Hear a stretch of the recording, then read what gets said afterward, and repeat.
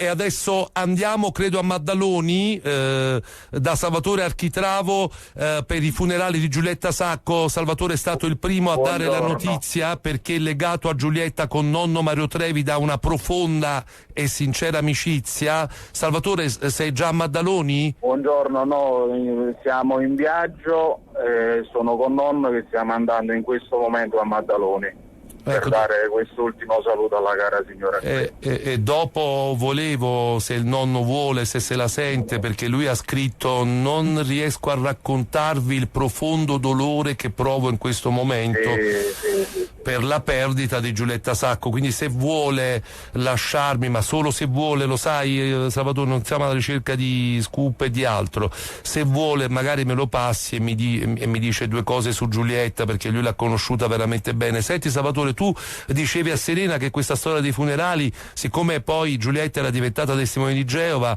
un po' vi ha colti impreparati perché non sapete esattamente come comportarvi, e così, o ti sei informato? Allora, non so in verità come sarà gestito l'ultimo saluto, so che si svolgerà di Maddaloni. Sì.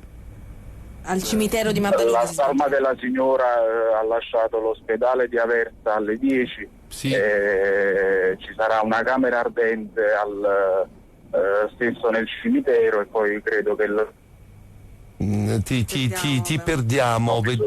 Ecco, senti, nonno Mario Trevi vuole dirmi due cose, chiediglielo. Allora, nonno in questo momento in verità sta guidando. È lui che guida, ma come fai a guidare al nonno e non fai l'autista del nonno tu? Ma il nonno sono io, non è lui.